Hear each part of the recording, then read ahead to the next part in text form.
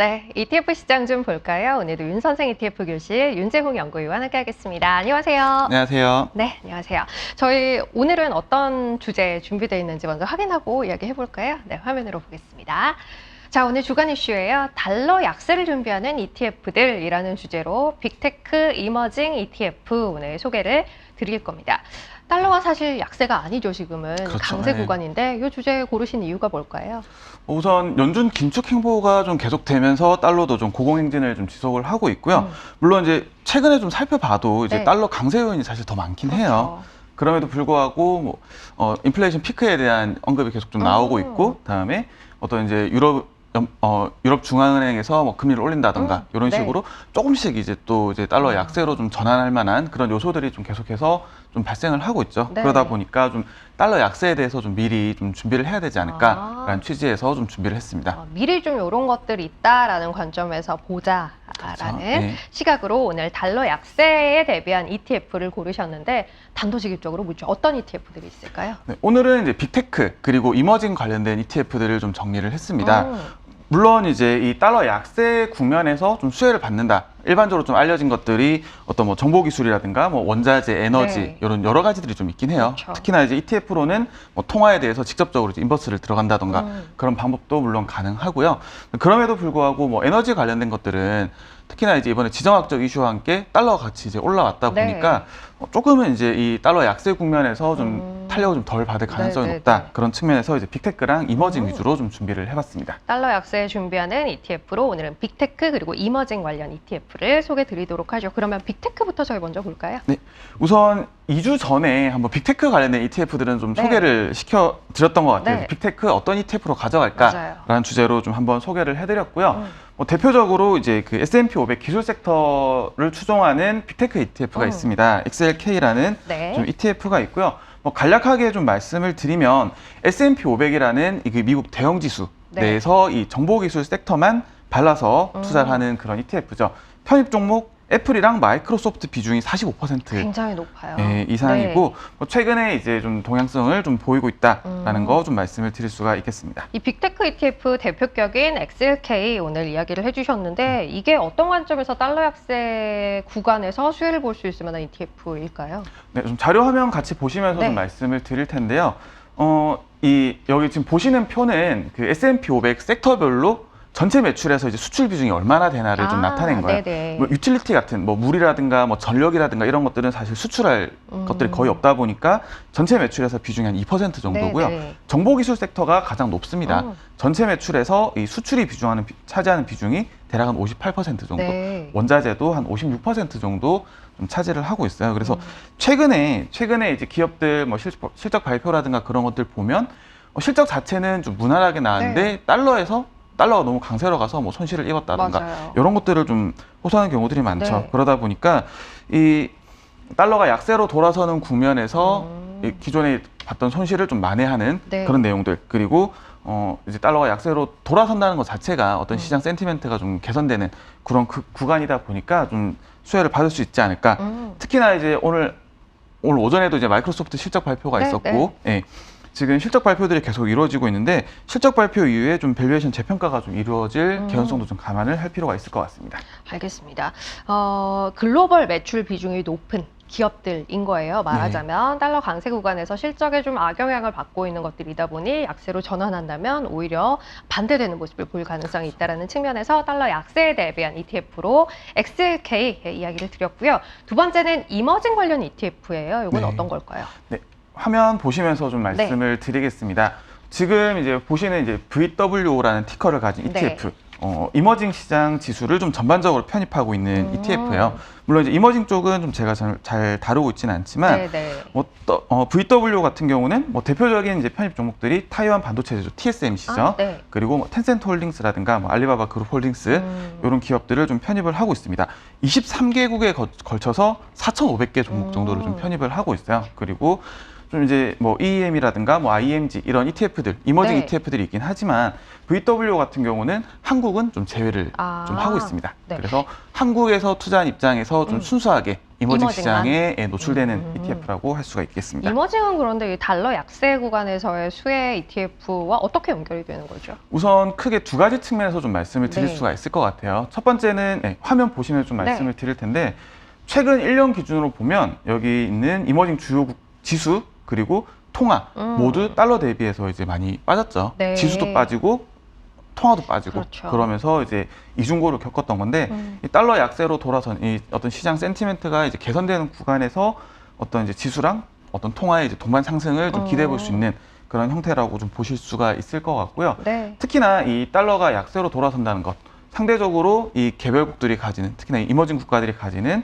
매력도가 좀 높아지는 구간에서 좀 양쪽으로 좀 수혜를 노려볼 만한 형태라고 보실 수가 있겠습니다. 그렇죠. 상대적으로 위험 자산이냐 안전 자산이냐 따졌을 때 달러가 강세가 아닌 약세로 돌아선다면 상대적으로 이제 위험 자산 쪽에 가까운 이머징이 조금 더 힘을 얻는 구간일 수 있겠다라는 관점에서 이머징 ETF VWO 오늘 소개를 드린 거고요. 저희 이제 달러의 방향성을 보고 이런 것들을 좀 투자 관점에서 생각해 볼 수 있습니다라는 이야기를 드린 거기 때문에 그렇다면 달러 방향성과 관련해서 알고 있어야 할 부분이 있을 것 같아요. 네, 우선 이제 달러 인덱스에 관련해서 좀 설명을 드릴 텐데 이 달러 인덱스 좀 구성을 좀 보시게 되면 굉장히 여러 가지 통화들이 좀 구성이 되어 있어요. 좀 네. 자료화면 보시면서 좀 같이 보실 텐데 유로화가 거의 절반 이상을 좀 차지를 하고 있습니다. 57.6%네요. 그리고 뭐 일본 엔화라든가 뭐 영국 파운드화라든가 이런 것들이고요. 사실 이 통화라는 게 이 상대적인 힘 같은 거죠. 이 줄다리기 같은 거다 보니까 뭐 유로존 등 이제 주요국 이슈에 따라서 좀 달러 강세 지속 가능성에 대해서 좀 엿볼 수가 있겠다 말씀을 드릴 수가 있겠고요. 자, 달러 인덱스 역사를 좀 잠깐 좀 살펴보시게 되면 이 달러 인덱스라는 게 73년도에 처음 이제 구성이 됐습니다.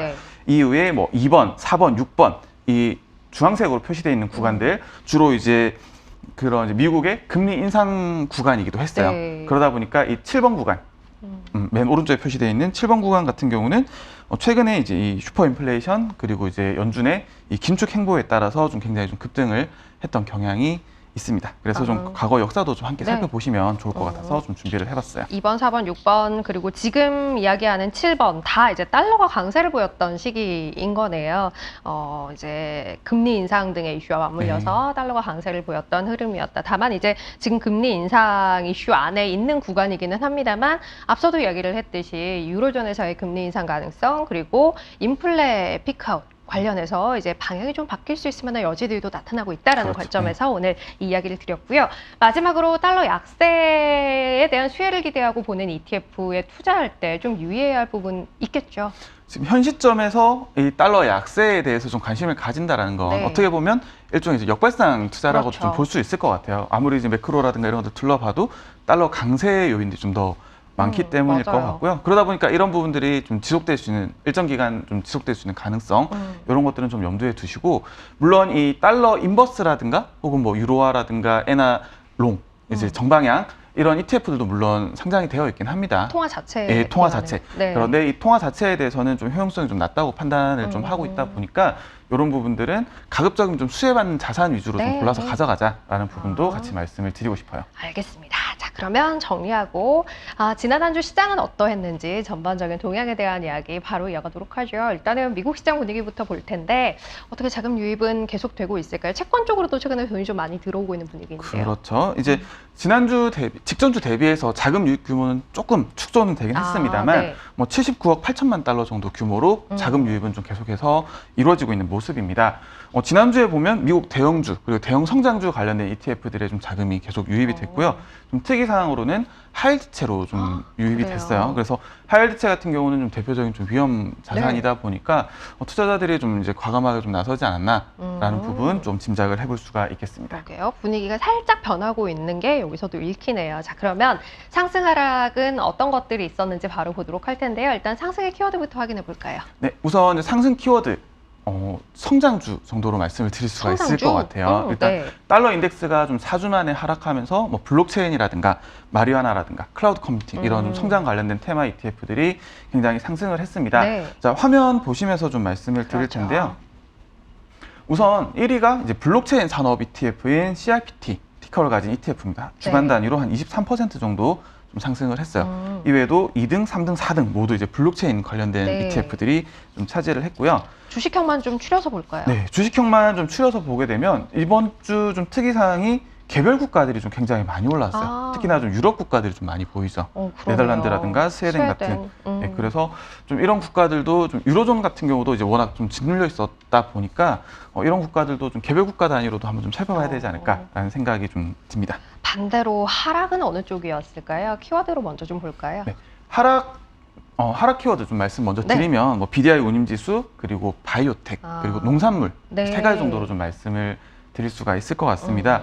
우선 뭐 바이오, 헬스케어 쪽들은 좀 최근에서 이제 좋은 흐름 좀 보였었는데 차익 매물이 좀 나오지 않았나라는 네. 생각이 좀 들고요.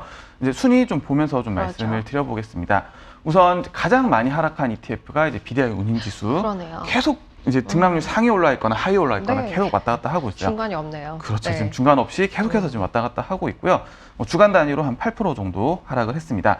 이 외에 좀 농산물 관련된 ETF들이 좀 많이 보였는데 러시아랑 우크라이나 사이에서 우크라이나 이제 농산물 수출을 좀 허용한다라는 내용이 좀 합의가 되다 보니까 농산물들 좀 많은 하락을 좀 보였습니다. 자, 그러면 이제 우리나라 시장으로 넘어오죠. 한국 시장은 자금 유출 전환이 전주에 있었었는데요. 그렇죠. 지난주는 어땠을까요? 네, 지난주도 역시나 좀 자금 유출은 좀 계속해서 보였습니다. 주간 단위로 한 3,200억 정도 좀 유출을 보였었고요.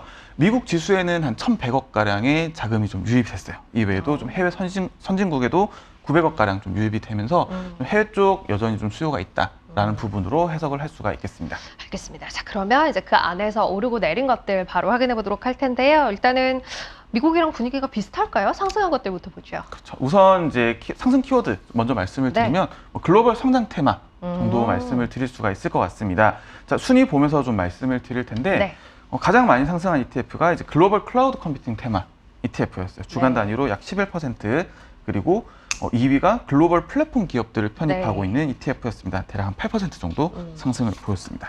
자, 그러면 이제 하락한 것들도 좀 확인해 볼 텐데 역시 뭐 농산물 뭐 이런 것들이 좀 보이는 것 같아요. 그렇죠. 이제 국내에서도 마찬가지인 것 같아요. 워낙 이제 비슷한 유형 형태로 좀 상장이 되어 있다 보니까 뭐 비슷하게 좀 움직이는 것 같고요. 좀 순위 보시게 되면 뭐 농산물 선물들을 좀 전반적으로 편입하고 있는 ETF가 대략 한 4% 정도 하락을 했습니다. 이외에 뭐 미국 변동성이라든가 혹은 뭐 탄소 배출권 그리고 이제 중국이 살짝 이제 조정을 좀 보이면서 중국 전기차 그리고 2차 전지 산업 테마 ETF가 각각 하락률 상위에 올랐습니다. 다시 또 중국이 하락 쪽에 들어있네요. 자, 그러면 이제 한 주간의 흐름에 대해서 정리하고 마무리할까요? 네, 이번 주 키워드는 뭐 달러 인덱스 약세 전환 달러 그리고 인덱스 약세 전환? 물음표를 좀 붙여봤어요. 이제 아직까지 이제 완연하게 이제 우리가 달러 약세로 전환했다라는 부분에 대해서는 아직까지는 좀 의문이긴 합니다.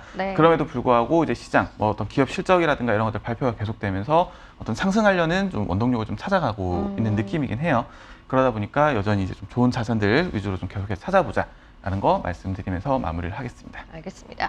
달러 움직임에 굉장히 방향성에 시장의 민감도가 높아져 있는 요즘이에요. 약세 전환 아니고 약세 전환. 으로 좀 바뀌었으면 좋겠네요. 오늘 윤선생 ETF 교수 여기서 마무리하겠습니다. 윤재홍 연구위원 함께했습니다. 고맙습니다. 고맙습니다.